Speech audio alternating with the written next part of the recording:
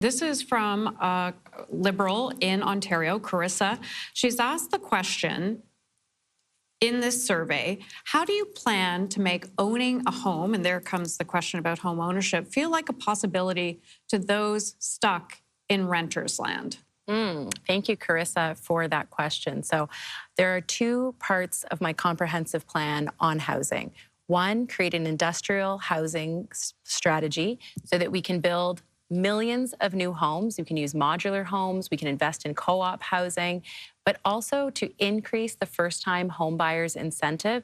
Right now, it's about 5 to 10%. I want to increase that to 50% so that first-time home buyers can actually get into the market, build equity, and buy back that equity over time. But I want to pick up quickly on the last question because I was actually a young person in 2015. And I was excited about what the Liberal Party of Canada was offering, and I was excited about Justin Trudeau's leadership. And you know why? Because it was a bold, ambitious plan for our country. It was progressive. We were going to fight. We fought climate change. We talked about new ideas to move this country forward. And the way that we're going to bring young people back to the party is not by being conservative light and not by being unambitious for Canada. It's going to be by having bold ideas for this country where Canadians feel inspired and hopeful about the future that we're going to have. That's what young people are looking for. They're looking for a hopeful future where those opportunities exist. And you know, I'm not quite still a young person, although I'm younger. You know, it's that energy, that drive, that optimism for the future that is going to build the best country in the world. Ms. Freeland, you're up next, please. So first of all, I want to say, Carissa, thank you very much for being involved and for asking that question.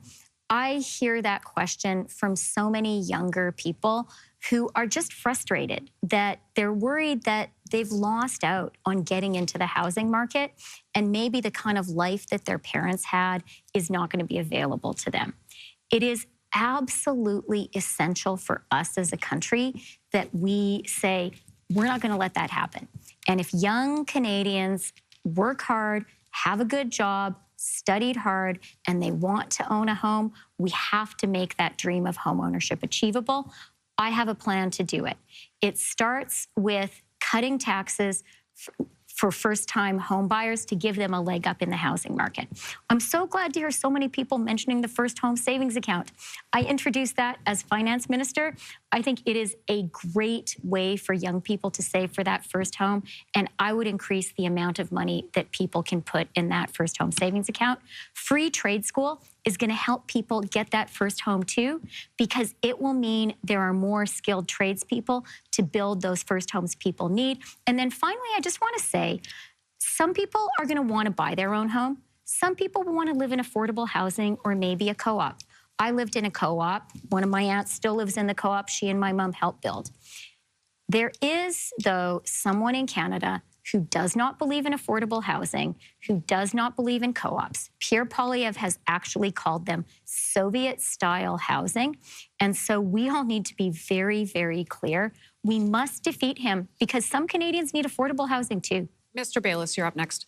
So I feel for these young people. When I look at the house prices, I shake my head and think, my gosh, when I was buying a house, I thought it was hard. And it was, my first home was $195,000. It's almost shameful to say that now. But back then, buying a home was about 4 times your salary, your annual salary. It's gone up to now 10 times your salary. So what are we going to do about that?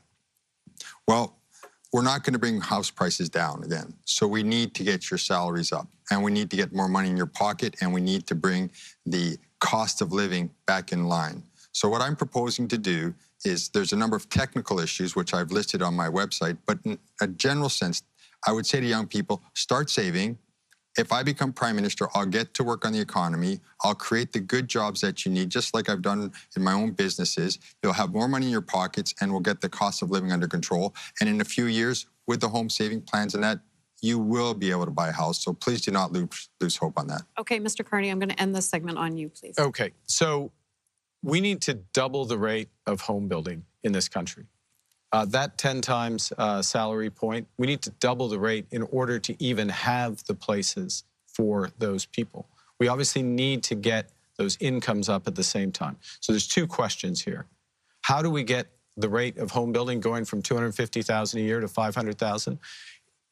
We're going to need changes to how we build homes, much more technology, much more modular homes. We're going to need a big surge, as was just mentioned, in tradespeople who can build those homes. We're going to need to cut the fees in municipalities for developers. The federal government has a role to play there. We have a housing accelerator fund that's working. I would supercharge that as part of this.